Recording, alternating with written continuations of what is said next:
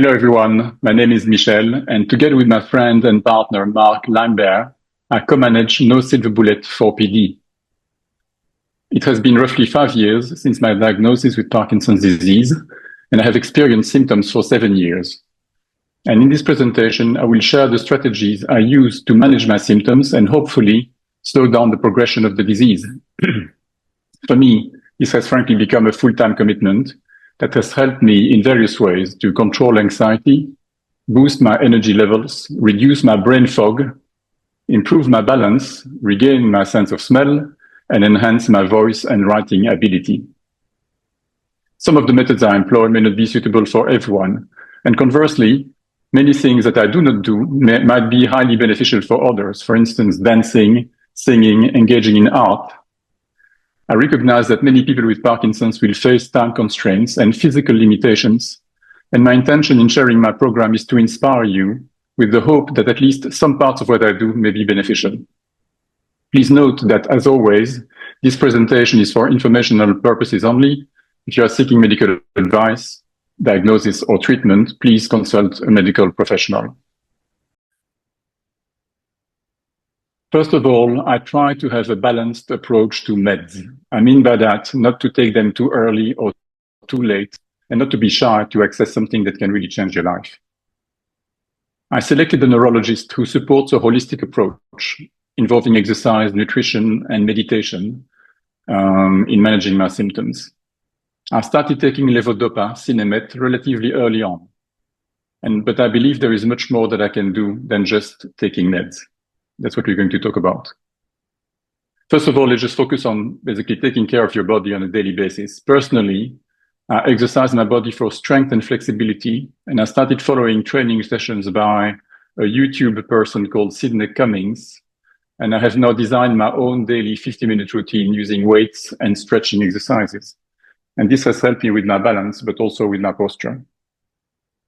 I exercise my body for endurance, and every day, or 6 days a week at least, I do either a 1-hour walk or 30 minutes of indoor bike or cross-trainer sessions. Where I live in the UK, the weather is not always sunny, which means that I need an alternative to going outside.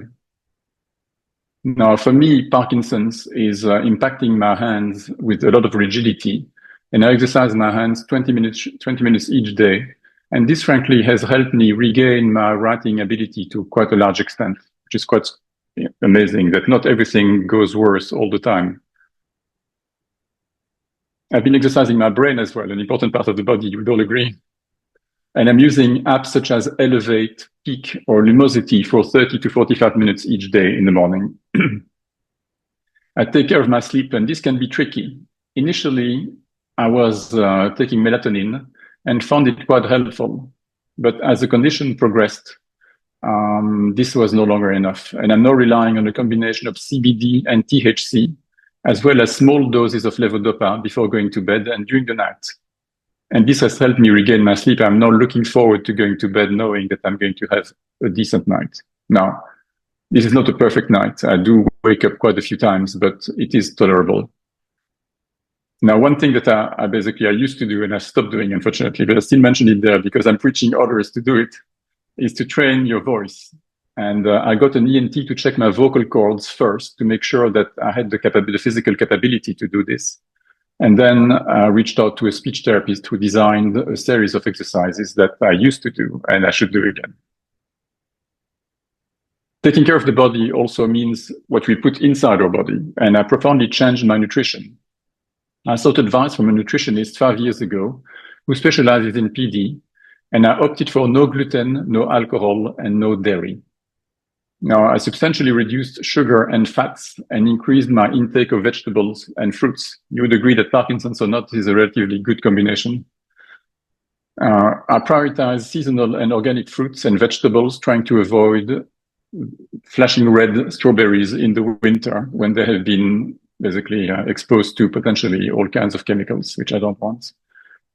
I fast for 16 hours a day, which is not too demanding. It means a breakfast at 9 and a dinner at 5, which is not too much to ask. And but something I wanted to mention, which has been quite strikingly successful for me, Very recently, I've experimented with the redistribution of my protein intake. Now, at breakfast, I eat fruits and smoothies, so there is hardly any proteins. But for lunch, I sometimes used to have 4 large eggs on avocado and toast, thinking this was really healthy. And it is healthy, but the overflow of proteins was basically not helping my cinemet, my levodopa act. Since I have been reducing the protein intake for lunch by having soups and, for instance, hummus on bread, I find that my energy levels when I exercise in the afternoon are substantially higher, substantially. So I would recommend that you give it a try. I'm trying to keep at 10 grams of proteins in the morning for breakfast, which is not too difficult with fruits. I'm trying to stay below 10 grams for lunch, which is a bit more demanding, but you can do it with vegetables and bread, for instance. And then at night, you're supposed to take around 50 to 70 grams of proteins. And that's what I do. I don't really measure. I don't pay too much attention at night. I'm using a liquid probiotic called Simprove, available in the UK, which has played a great part in improving my digestion and avoiding constipation. And this is not exactly nutrition, but I put it on this slide. I have opted for avoiding chemicals in laundry or deodorants or soaps. Taking care of my body means also for me using technology. And I'm using red light therapy, the PD Care laser from Symbix, a hand massager. The hand massager is not a miraculous engine, a miraculous tool. It just helps me relax my hands at night when I'm watching TV, for instance. And then I'm using virtual reality, which is a nice way to spice up your exercising routine. And I'm using Saber, which is quite a nice musical app that just basically asks you to slice items with 2 sabers. And I'm using as well Les Mills Body Combat, which is a boxing virtual reality app. Now, taking care of your body is one thing, but taking care of your mind and spirit is as important. I don't want to be preaching, but I'm just going to retrace some of the things I went through. The first thing was accepting my condition and not letting the anxiety of the future ruin today. Now, my father used to have Parkinson's, and I saw him die with Parkinson's, and it was not pretty. And at the start of this journey 5 years ago, I used to have those images of myself in a wheelchair, and it was not helping. And through meditation and prayer, not everyone's cup of tea, but definitely meditation should be available to everyone, I learned not to fear PD. Interestingly, it hasn't really required any particular focus on those images that used to come through my mind. It basically just meant to use relaxation techniques, and this has freed me up from the anxiety that I used to experience. Another thing is to explore unresolved conflicts.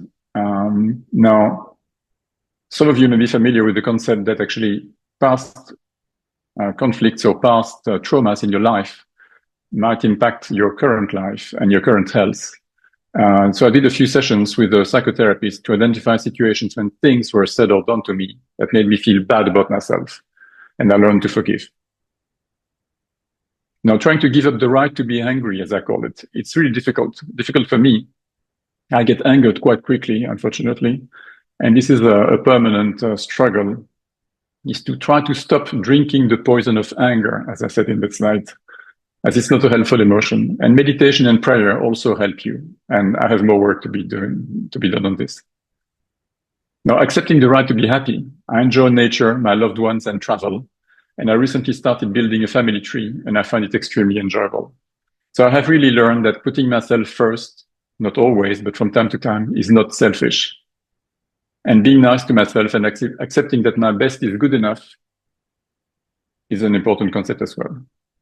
Now, this, of course, can be very challenging, as many people with Parkinson's were or are perfectionists. So you have to accept that actually your body may have failed you on one thing, but have been extremely successful on another. So you need to be nice to yourself.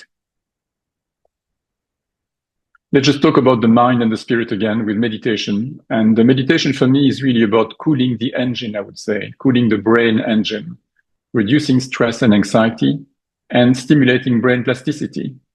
I practice something called autogenics, which is a relaxation technique you can find on Google.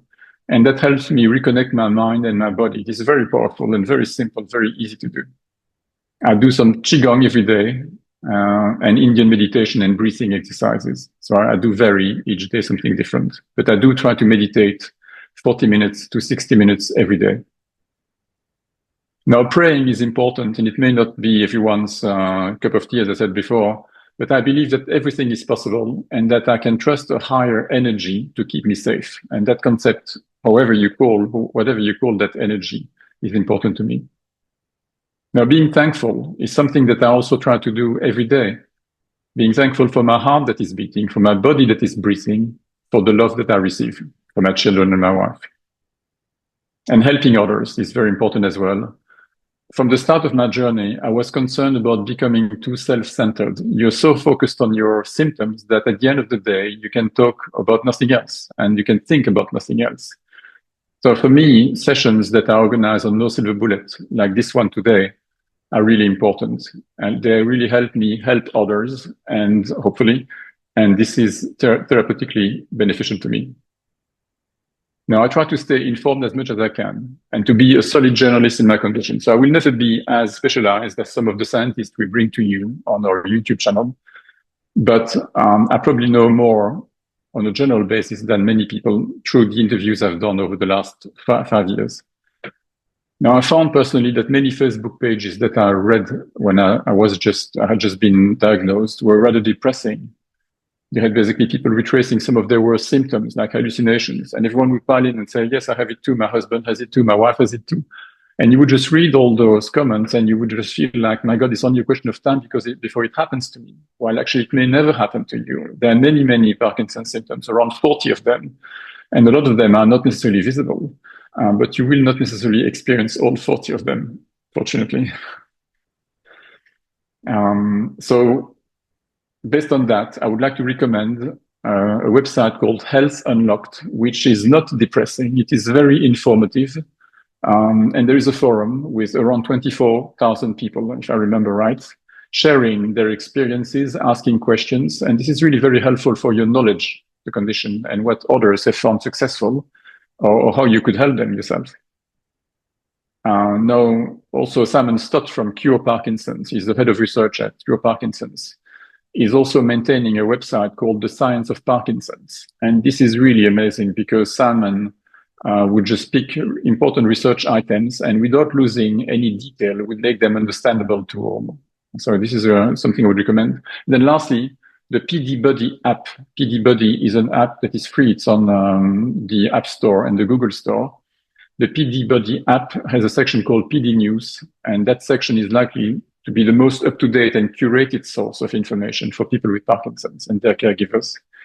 It is well written in layman's terms and making it easy to understand for non-experts like you and I. Lastly, I'd like to say that I'm immensely fortunate to have the love and support from my wife and my children, and she are the reason why I'm doing all this. And lastly, again, I would like to show you what a weekday routine is for me. As I said, this is my full-time job, and I do realize not everyone can do this, but you might just want to be inspired by at least some parts of it. I do wake up 7 o'clock in the morning, approximately. I do my mental exercises after reading the news for around 45 minutes. I use Elevate and Lumosity. I do my red light therapy at the same time as I'm doing my mental exercises. I'm multitasking from the time I'm up. At 9 o'clock, I have breakfast, fruits only, and smoothies with fruits. 9:30, I do meditate and do autogenics and Qigong, as I mentioned. And from 10 o'clock, I have my free time for an hour and a half. I can do my admin. I can prepare the next No Silver Bullet sessions.